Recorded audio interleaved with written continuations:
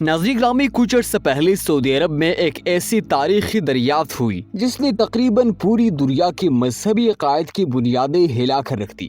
سعودی عرب میں ایک ایسے قدیم آثار کی دریافت ہوئی ہے جس کا تعلق تینوں بڑے مذاہب یعنی اسلام، عیسائیت اور یہودیت سے بتایا جاتا ہے۔ آخر یہ دریافت کیا ہے؟ آج کی اس ویڈیو میں ہم اس بارے میں جاننے کی کوشش کرتے ہیں، تو آج کی یہ معلوماتی ویڈیو آخر تک لازمی دیکھیے۔ ناظرین، قرآن کریم میں حضرت موسیٰ علیہ السلام کا قصہ مذکور ہے کہ انہیں آل بنی اسرائیل کی طرف مبعوث کیا گیا تھا اور اس زمانے میں مصر میں فرعون کی حکومت تھی۔ ہم سب نے قرآن میں اس قصے کے بارے میں پڑھ رکھا ہے کہ فرعون نے اللہ رب العزت کی ذات پہ یقین کرنے کی بجائے طرح طرح سے حضرت موسیٰ علیہ السلام کا مقابلہ کرنے کی کوشش کی اور ان کے مقابلے پہ جادوگروں کو لایا، اور کوہ طور پر ان کے اللہ رب العزت سے ہم کلام ہونے کے مقابلے میں اس نے ایک بلند مینار بنوانے کی کوشش کی۔ غرض یہ کہ اس نے طرح طرح سے حضرت موسیٰ علیہ السلام سے مقابلہ کرنے اور بنی اسرائیل پہ زندگی تنگ کرنے کی کوشش کی، جس کی وجہ سے اللہ رب العزت نے انہیں ہجرت کا حکم دیا۔ حضرت موسیٰ علیہ السلام نے ہجرت کا ارادہ کیا تو فرعون اپنے پورے لاؤ لشکر سمیت حضرت موسیٰ علیہ السلام اور بنی اسرائیل کے تعاقب میں دوڑ پڑا تاکہ انہیں ہجرت کرنے سے روک سکے اور اپنا غلام بنا کر رکھ سکے۔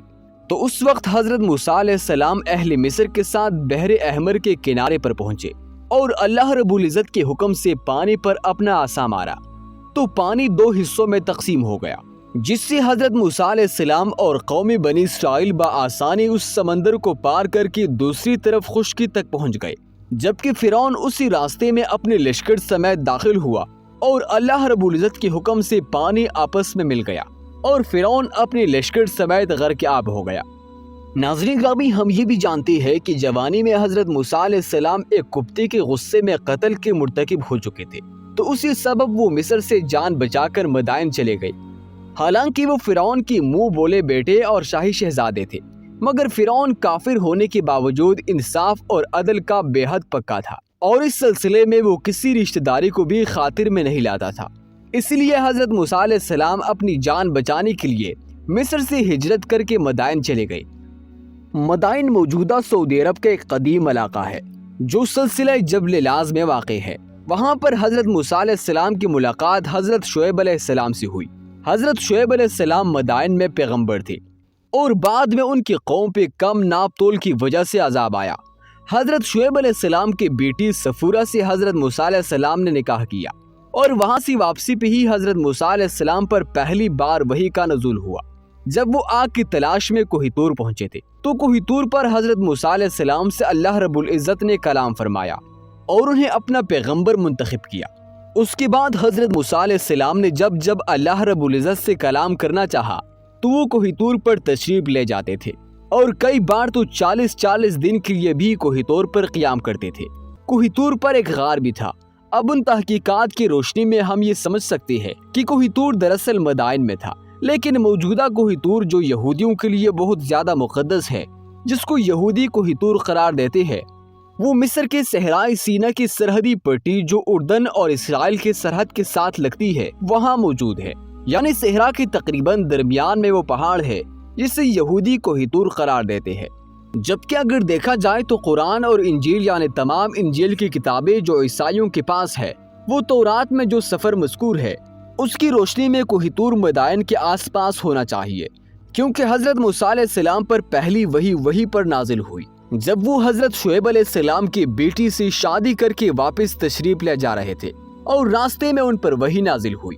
اسی بات کو بنیاد بنا کر چند ماہرین ارضیات نے یہ تحقیق کرنے کی کوشش کی کہ آیا اصل کوہ طور صحرائے سینا والا ہے یا مدائن میں موجود ہے، اور اگر مدائن میں موجود ہے تو ان میں سے کون سا پہاڑ ہے جو کوہ طور ہو سکتا ہے۔ اسی سلسلے میں ایک روایت بھی موجود ہے کہ جب حضرت موسیٰ علیہ السلام فرعون کی حکومت سے ہجرت کر کے سمندر کو پار کر کے دوبارہ مدائن کے علاقے میں پہنچے تھے تو یہاں پر حضرت موسیٰ علیہ السلام کی قوم نے ایک میدان میں قیام کیا تھا اور وہاں سے حضرت موسیٰ علیہ السلام کوہ طور پر تشریف لے جاتے تھے۔ تو اتنا بڑا میدان جو روایات کے مطابق تقریباً 20 سے 30 لاکھ لوگوں کی رہائش کو کافی ہو سکے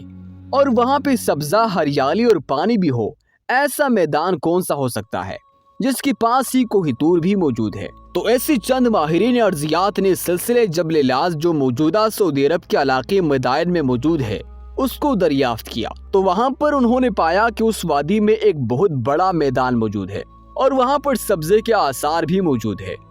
حضرت موسیٰ علیہ السلام کا یہ واقعہ جتنا پرانا ہے اور سائنسی تحقیقات کے مطابق اتنا ہی پرانا علاقہ عرب کا موجودہ علاقہ تھا، جو بڑا سرسبز و شاداب اور دریا اور ندی نالوں اور چشموں کا حامل تھا،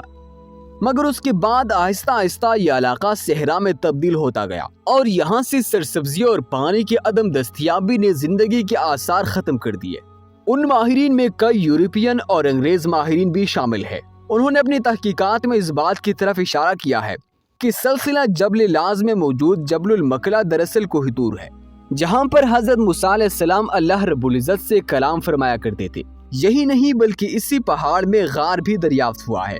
جس میں بڑے آرام سے کوئی انسان رہ سکتا ہے اور انتظار کر سکتا ہے، جیسے کہ روایات میں مذکور ہے کہ حضرت موسیٰ علیہ السلام وحی کے انتظار میں ایک غار میں مقیم ہوا کرتے تھے۔ مگر چونکہ ماہرین میں بہت سارے ایسے لوگ بھی شامل ہیں جو سرے سے نہ تو عیسائی ہے اور نہ ہی یہودی اور نہ ہی مسلمان، بلکہ ملحدین ہے، یعنی وہ خدا کے وجود پر یقین نہیں رکھتے۔ انہوں نے صرف ان مذہبی کتابوں میں موجود اشاروں کی مدد سے یہ تحقیقات کی۔ اس لیے عیسائیت اور یہودیت دونوں مذاہب کے بڑے بڑے پیشواؤں نے ان تحقیقات کو درست تسلیم کرنے سے انکار کر دیا ہے۔ ان کے مطابق ہم ان ملحدین کے تحقیقات کو نہیں مانتے اور ہم اسی پہاڑ کو کوہ طور یا جبل سینا سمجھیں گے جو مصر کے صحرا کی پٹی میں موجود ہے۔ دوسرا بڑا سبب یہ بھی ہے کہ اس پہاڑ کے دریافت دراصل قرآن کریم کی صداقت پر مہر بھی ثابت کرتی ہے، کیونکہ یہ تحقیقات دراصل بہت پہلے یعنی 1400 سال قبل قرآن کریم میں پوری تفصیل سے مذکور ہے کہ حضرت موسیٰ علیہ السلام نے کیسے سمندر کو پار کیا اور کیسے ان پر وحی کا نزول ہوا اور کیسے بنی اسرائیل نے ان کے ساتھ سلوک کیا۔ تو یہ بھی ایک بہت بڑی وجہ ہے جس کی وجہ سے یہودی پیشوا اس تحقیق کو ماننے سے انکاری ہے۔ یہی وہ تحقیق ہے جس کی وجہ سے ان مذاہب کا وجود اور مذہبی شناخت اور مقدس مقامات خطرے میں پڑ گئے ہیں اور ان مذاہب کی روایتوں میں تہلکہ مچ گیا ہے، جن کو یہ اب تک درست مانتے چلے آ رہے تھے۔ آنے والا وقت ہی اس بات کا فیصلہ کرے گا کہ آیا عام آدمی ان تحقیقات کو درست مانتا ہے یا نہیں، اور یہ تحقیقات تقریباً 100 سال سے ہو رہی ہے۔ لیکن موجودہ سب سے بڑا اور اہم قدم جو اٹھایا گیا وہ 2021 میں اٹھایا گیا، جس کو ابھی حال ہی میں عوام کے سامنے لایا گیا، اور اس پہ دونوں مذاہب یعنی عیسائیت اور یہودیت کی طرف سے بڑا سخت رد عمل آیا ہے اور انہوں نے ان تحقیقات کو ماننے سے انکار کر دیا ہے۔ اب یہ وقت بتائے گا کہ ان کی تحقیقات کا نتیجہ آخر کیا نکلتا ہے اور عام عوام ان تحقیقات کو تسلیم بھی کرتی ہے یا نہیں۔ ناظرین، تو آپ کو آج کی یہ ویڈیو کیسی لگی؟ کومنٹ سیکشن میں ہمیں اپنے آراء سے ضرور آگاہ کیجیے۔ چینل کو سبسکرائب کر دے اور ساتھ موجود بیل آئیکن کو بھی پریس کر دے۔